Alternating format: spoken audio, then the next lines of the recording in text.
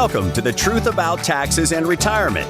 This podcast is brought to you by SavingYouTaxes.com and hosted by J. Barry Watts. As an advanced tax strategist and enrolled agent federally licensed by the IRS, Barry is uniquely qualified to go deeper into the Internal Revenue Code than most accountants. He understands and interprets its provisions, explaining how they'll help you reduce income taxes you owe so you can direct that previously wasted tax money into tax-free accounts that you can enjoy in your retirement years.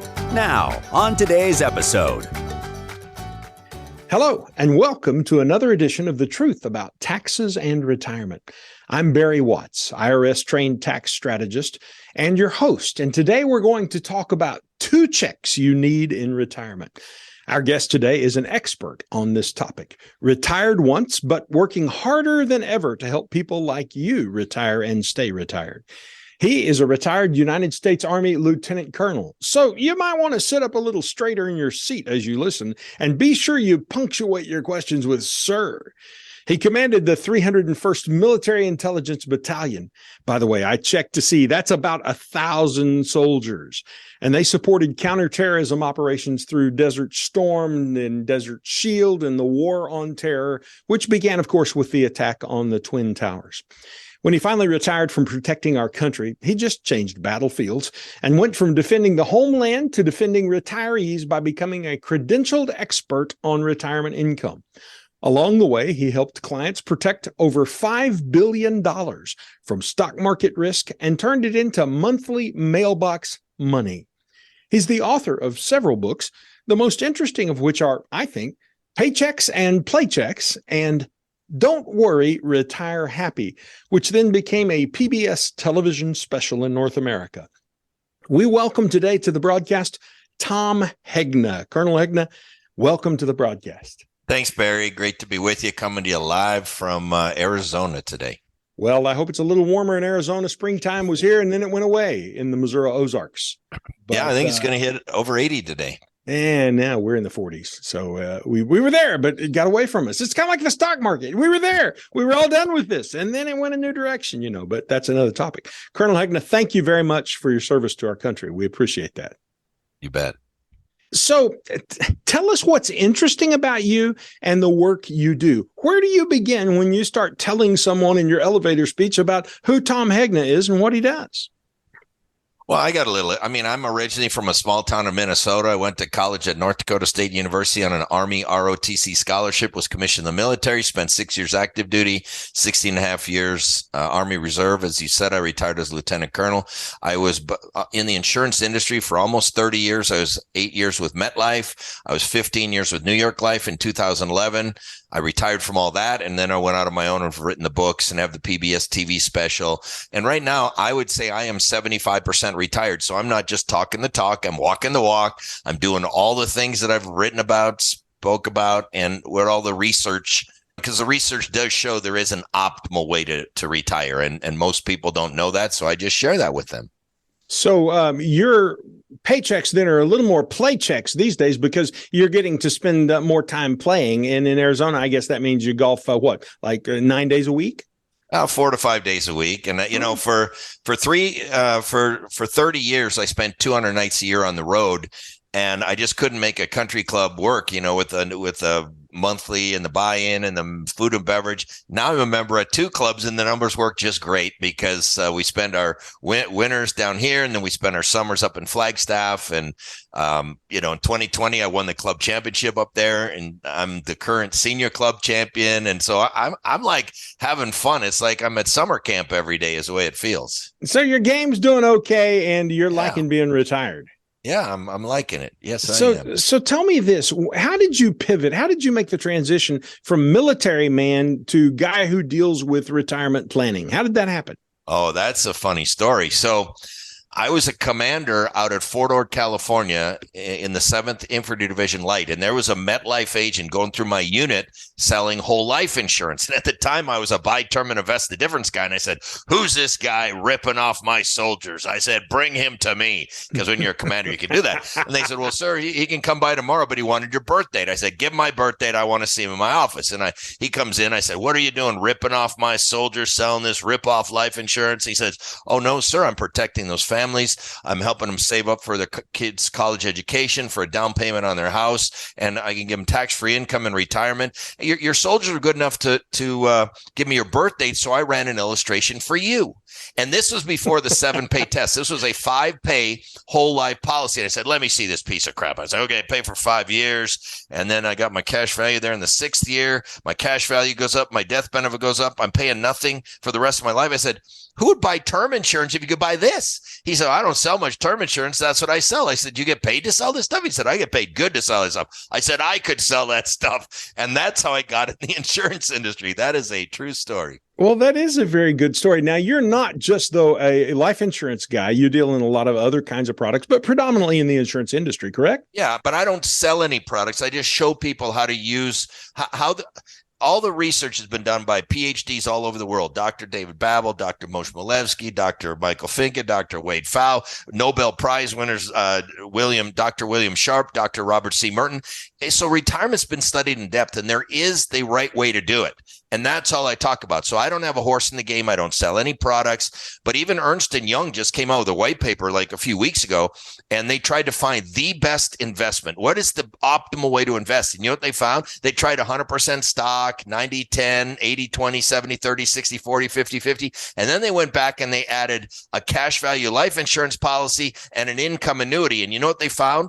The optimal portfolio has investments, annuities, and life insurance. Now, you and I know that. We've known that for 30 years, but it's kind of neat that all of the so-called experts are figuring out finally. Well, you get validated on it. And just on that topic, Tom, I had a client I was working with in the past 3 months who it was right before Christmas. And the final day, I'm like, okay, this is the plan. This is what we ought to do. And they said, okay, it's all good.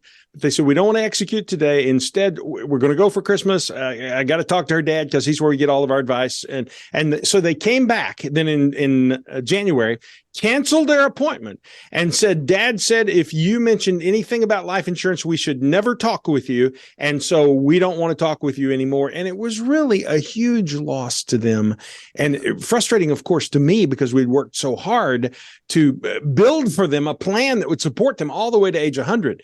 And so the level of ignorance that exists in the world of insurance or in the world of investors related to insurance is really strong. Why do you think the public sometimes feels so negatively toward insurance? And by the way, this podcast is not about insurance at all. Yeah. It's just where the conversation started. So go ahead and tell me, why do you think people feel that way?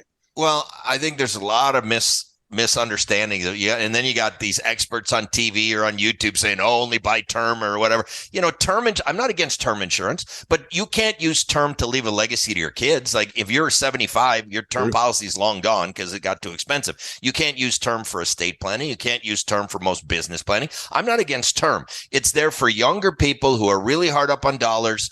It gives them adequate protection for a low price for a short period of time. But over time, term is your most expensive policy by far. I have a 12-pay policy that's done in 12 years. Those, I believe, are the best types of policies to get because you're done paying, but you got coverage for the rest of your life. So it's really which policy is best for that person's situation. And I can promise you it's not always going to be term. If term is the only policy, less than 2% of term policies ever pay a death claim. So if term's the only policy you got, you're going to have zero life insurance over 98% of the time. So it's good for what it does. It's like renting a house. I'm not against renting a house, but do you really want to rent a house your entire life? You know, I don't think so. When I'm in college, I do. If I'm between jobs, if I need a short term, I'll rent. But otherwise, I'm going to own. And, you know, it's the same with life insurance. So true confessions here. When I was a young man in my 20s. Somehow I got connected up with a guy from Northwestern Mutual. He came to see me. And of course, I didn't have any money. That's classic when you're in your 20s. It sometimes extends into your 50s and 60s. Fortunately, I'm not in that category. But I didn't have any money. And so I told him I wanted term insurance. And he tried to show me whole life or permanent life insurance.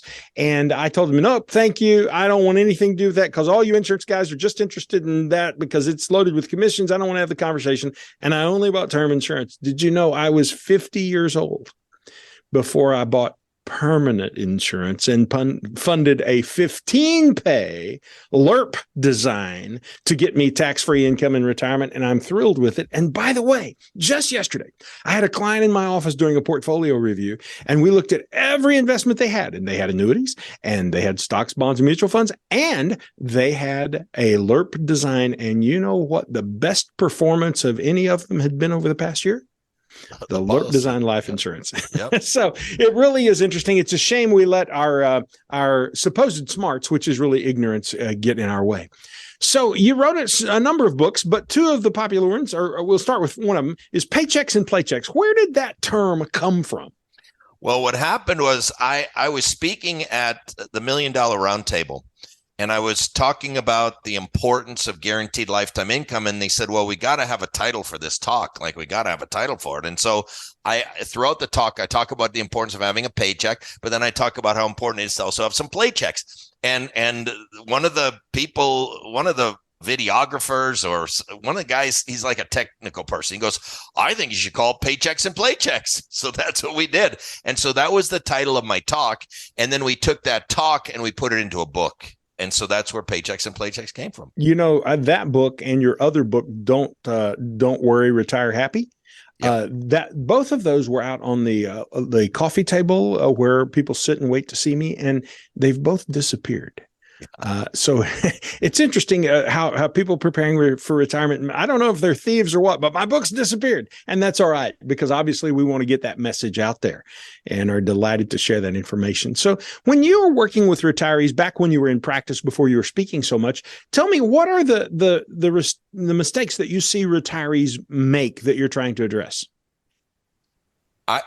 I think too many people think retirement's about assets, about having a pile of money, versus what's really important. And the two really important things are, number one, you want to have increasing income for the rest of your life, and as much tax-free increasing income as possible. And then it's about risk management. What happens if we have rampant inflation? What happens if interest rates, go down to 0 or go up to 10%? What happens if the stock market crashes? What happens if you need long-term care? There's all kinds of risks in retirement. And so retirement is really about having increasing income and managing risk. It's not about how many millions of dollars you got in your 401k, and I'm not a big fan of 401ks either, because I think, I was talking to somebody the other day and he goes, I got $1 million in my 401k. I said, great. I said, how much of that is yours? He said, what do you mean? It's all mine. I said, no. You have a partner. In fact, you're the limited partner. The government's the general partner, and the general partner gets to take theirs first, and you get what's ever left over. And the problem is you have no idea how much they're going to take. Right now, they're taking 37, 38%. What happens when that goes back to 50 and 60%, which I think, if you look at the budget and the deficit, the debt, $31 trillion, taxes are going to have to go up so much. People are going to be caught blindsided. And I just think, as much increasing tax-free income and risk management, that's way more important than how many millions of dollars you're trying to save.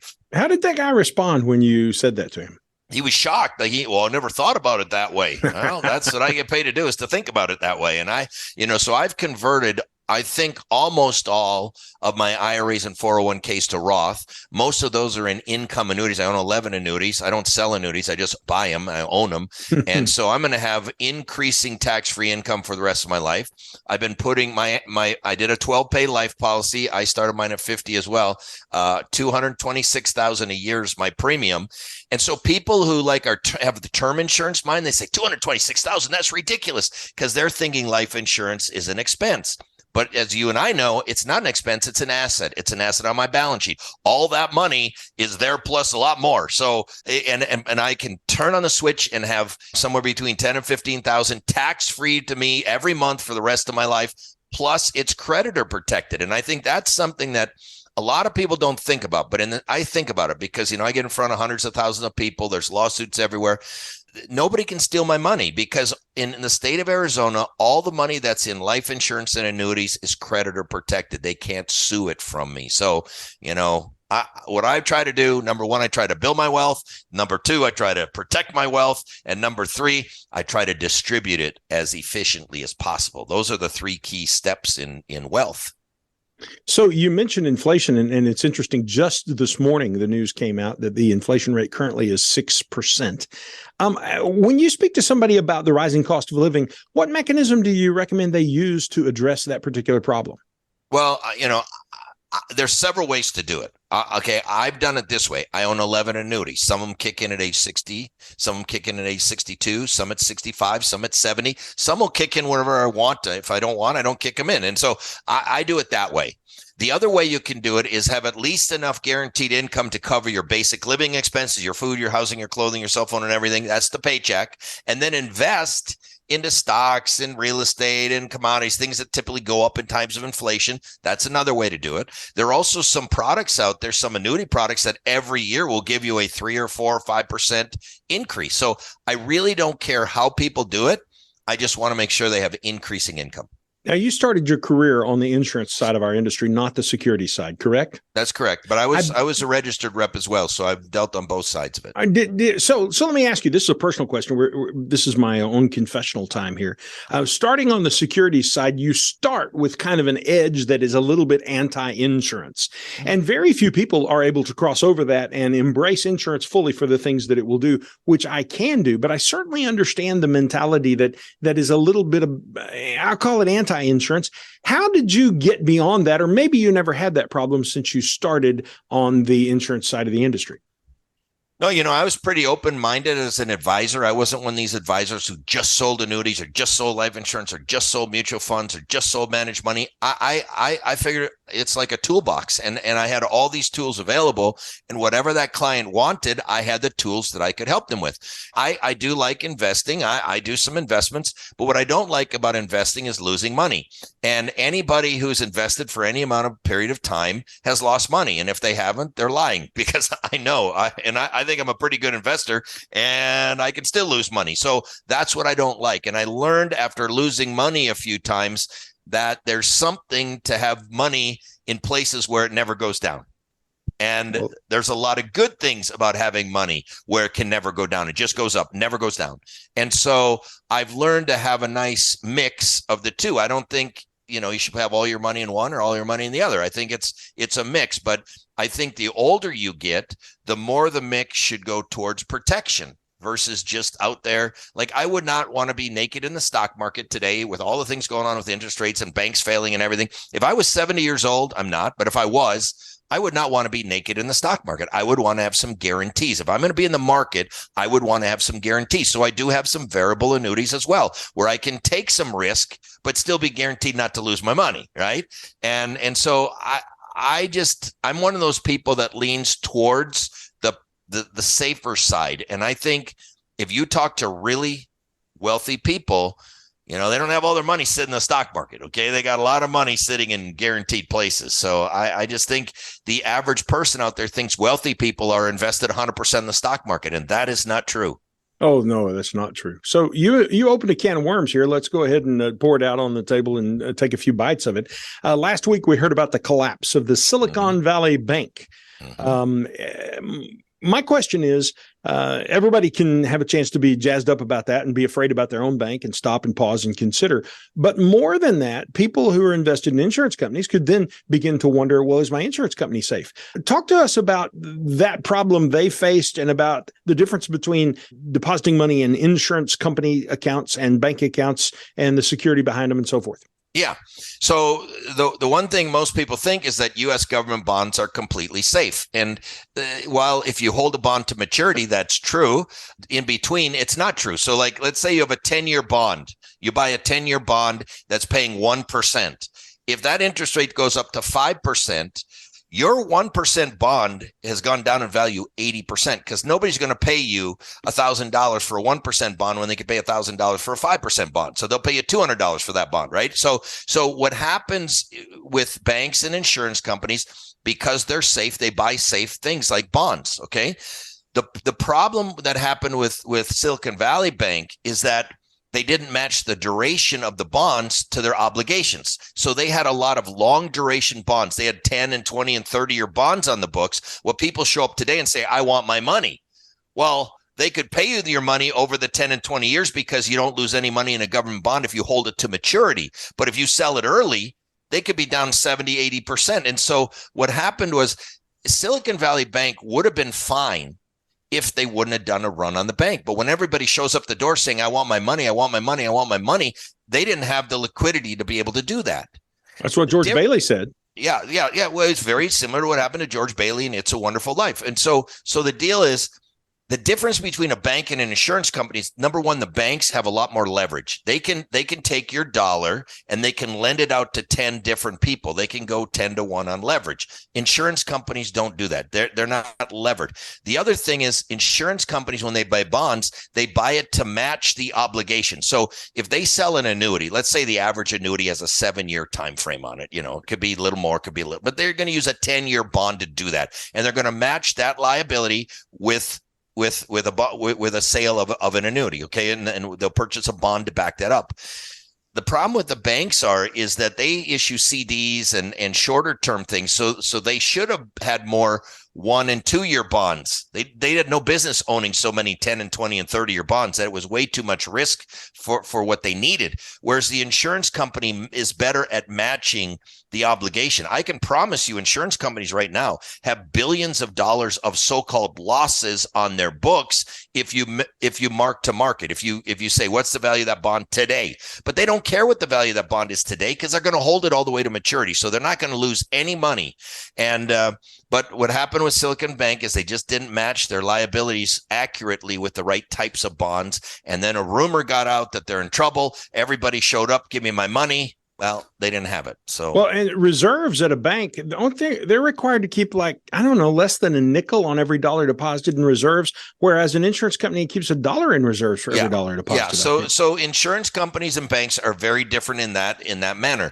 But I will tell you, could it be possible for some insurance company to be sideways on their bonds? It could happen. I hope it doesn't. But that when the Federal Reserve raises rates so fast, somebody can get caught off guard by holding the wrong bonds. But that's why in Paychecks and Playchecks, I say not all insurance companies are created equal, and that you've got to look at their financial strength, and ratings do matter. Ratings matter maybe more than so like if you've got a AAA company that's offering this, and then you got a single A company that's offering just a little bit more, I might stick with the AAA, even though it pays a little less, just because of the safety of the portfolio. But, I leave that up to the advisors on what they recommend to their clients. All right, we're going to take a break and hear a word from our sponsor. And when we come back, we'll hear more from Tom Hegna about paychecks, playchecks, and how to retire happy. You're listening to The Truth About Taxes and Retirement.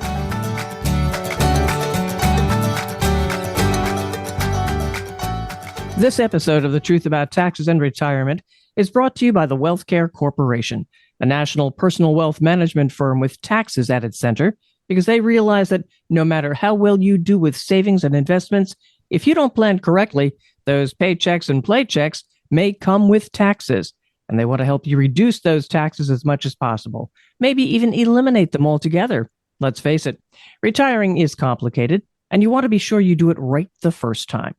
The team of CPAs, tax strategists, and retirement income planners at the WealthCare Corporation has helped thousands of people retire over the past 30 years. They can help you, too, to figure out when you should take Social Security, how to structure your investments so you don't lose them in a down market, and how to take your income in such a way that it lasts as long as possible, maybe even to age 100. And a little icing on top of the cake, they routinely help people reduce their lifetime income tax payments by more than 50%. Reach out to the folks at the WealthCare Corporation and ask them to help you retire with more income, more confidence, and in a way that leaves a legacy for your family. It won't cost anything to have a 15-minute phone conversation.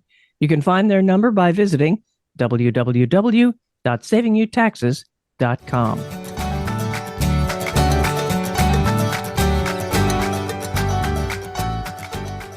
We're back on The Truth About Taxes and Retirement with our special guest, Tom Hegna, author of the book Paychecks and Playchecks. Tom, tell us more about your book and what the theme of the book really is. Kind of give us the whole 250 pages in 2 paragraphs if you can. Yeah. So what I love about Paychecks and Playchecks is it concludes with 4 simple steps. So these are 4 simple steps any of your listeners can put into action that'll help their retirement. Step number 1, you want to cover your basic living expenses in retirement with guaranteed lifetime income. So really step 1, you got to figure out how much money do you need every month for your housing, your clothing, your food, your cell phone, your internet, your green fees, whatever your normal retirement expenses are. That should be covered with guaranteed lifetime income. Now, there are 3 sources of guaranteed lifetime income. The first source is Social Security.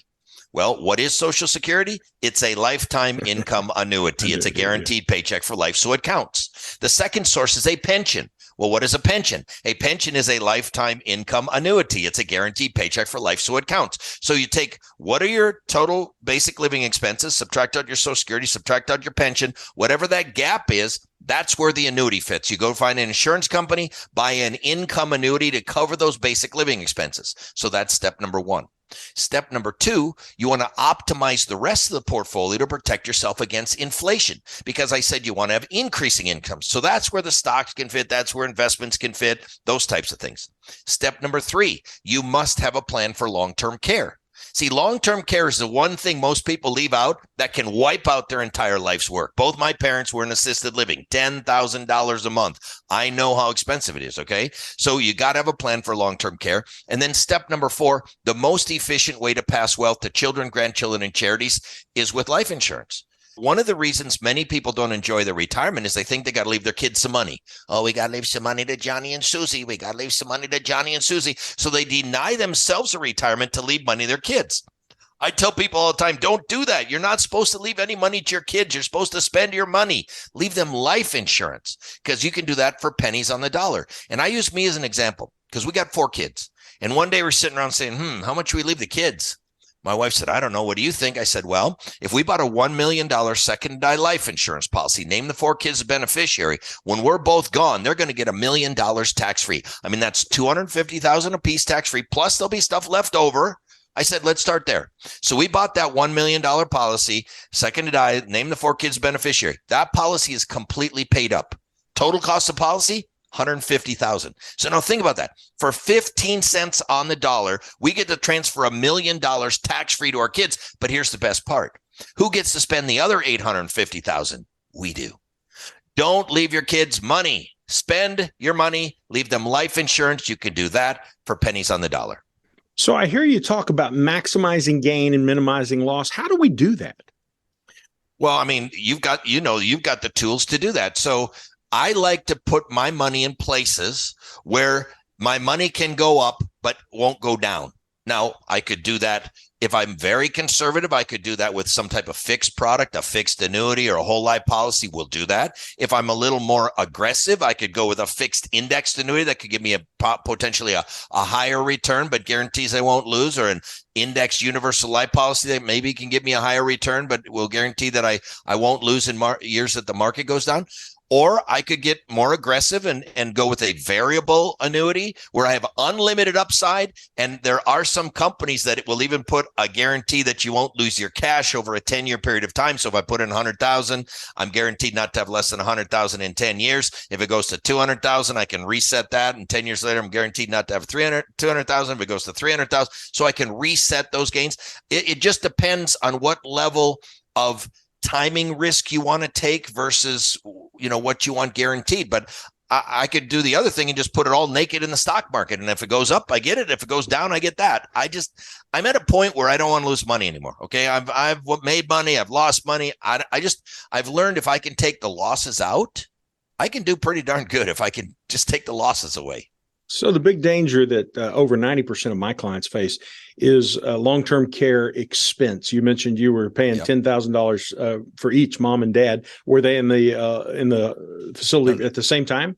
They were in an assisted living together. It was $10,000 for the both of them. For the pair of them. I made them buy long-term care insurance 18 years ago. They didn't want to. It's too expensive. We'll never need it. It's an insurance company ripoff. My dad said all those words to me. I made them buy it. They didn't buy it for me. I just made them find a financial advisor, buy one. And that thing paid off. I mean, I can't even imagine what would have happened to their retirement if they didn't have those policies. So what kind of tools do we use today? Because you can't just go buy the long-term care policy your mom and dad bought. They're so expensive, the premiums double or the benefits are cut in half, seems like every year. How do we do that today in this environment? So there's really three ways. Number one, you can buy a traditional long-term care insurance policy, all right? And for the people who think they're expensive, I say, well, if you think that's expensive, try not having one because that's really expensive. The second option is to buy a life insurance policy that comes with a long-term care benefit or rider. I kind of like that because it does three things. Number one, it's an emergency fund. If you need the money out, most of them have full money back guarantee. You can get your money out. Number two, if you don't need long-term care, it basically doubles as a tax-free death benefit to your family. But if you do need long-term care, there's a big bucket of money that's available to you. So like I used to draw it on a circle. I'd say, okay, let's say I'm working with like a 60-year-old female. I'd say, okay, you got $100,000 there at Bank of America. If you rolled that over here, that will stay here. It'll earn probably more than you're getting at the bank. It grows tax deferred. But if you need the money out, you can get it out. But if you don't need it, then I draw a circle that's doubled. There's a $200,000 tax-free death benefit to your family. But if you need long-term care, there's about a $300,000 bucket that you can use for long-term care. And I just use those numbers as an example. It's going to depend on whether you're male or female, if you're in good health or bad health and all that stuff. But that's a simple way to explain it. And then the third way, there are now annuities that have long-term care benefits. So even if somebody can't qualify medically, let's say they've had 2 heart attacks or they have diabetes or they have some problem, they can get the annuity. So I don't care how people do it. I just want them to have a plan because not having a plan is not a very good plan. It's going to be a very, very expensive plan. And if you say, oh, my wife will take care of me, I'd be out and I say, what about, oh, my wife will take care of me. I said, okay, sir, I need you to lay down on the floor over here. Now, ma'am, just come over here, pick him up and carry him outside and put him in the car. Well, I can't do that. Well, that's long-term care. And then when you study that the people who give the care, their life expectancy goes down. So like having your spouse do your long-term care is almost like giving your spouse a death sentence because their life expectancy goes down significantly. And I always say, do you really want to have your daughter cleaning you and giving you a bath, or would you rather have her making sure that the person doing that is on time and everything? Like I want my family there to manage the care, not to give me care. And I think that's the way most people would prefer it. Well, going naked as it is on long-term care, not having coverage, certainly would leave a person sad and unhappy. Your book is Don't Worry, Retire Happy. So tell us what the thesis and principle is behind that book as we begin to wrap up. So this one has 7 steps instead of 4. It also adds Social Security maximization. It also includes the importance of having a plan.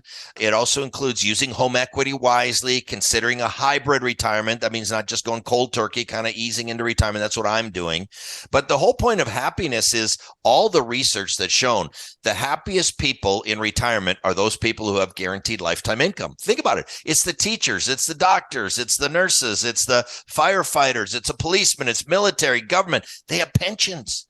Happiness in retirement is tied almost 100% to guaranteed lifetime income. The Wall Street Journal had the headline, "The secret to a happier retirement is friends, neighbors, and a fixed annuity." I'm not making it up. Time Magazine found it too. Lifetime income stream, key to retirement happiness. There's all the research. And now the research also shows people with guaranteed income tend to live longer. They have less stress. They don't worry. And because they're being paid to live, many of them choose to live differently. They watch what they eat. They exercise. They call the doctor when they're not feeling well. So I would encourage people to read the book. I know we're almost out of time, but if you want to retire happy, and you want to retire based in math and science, not based on some stockbroker's opinion. By the way, you know why they call them brokers, right? Because you're broker than you were 12 months ago. So, you want to put some guarantees into that portfolio. That's what all the research shows.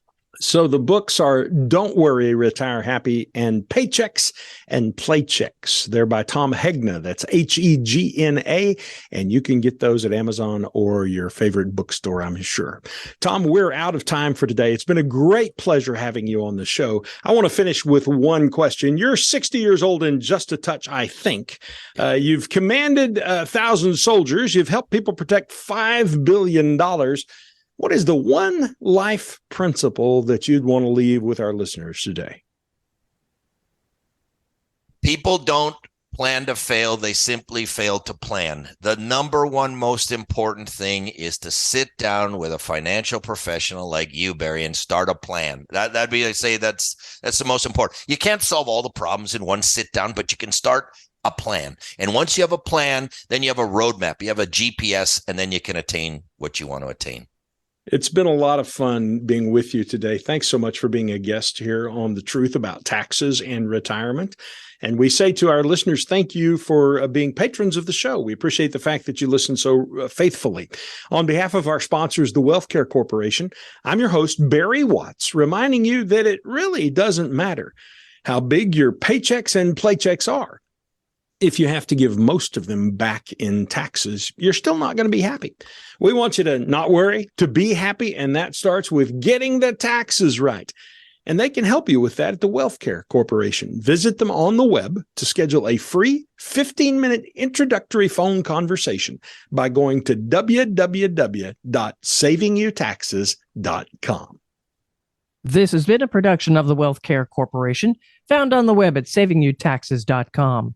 The concepts discussed are for informational and educational purposes only and should not be implemented without first consulting with your own legal, tax, and investment counsel.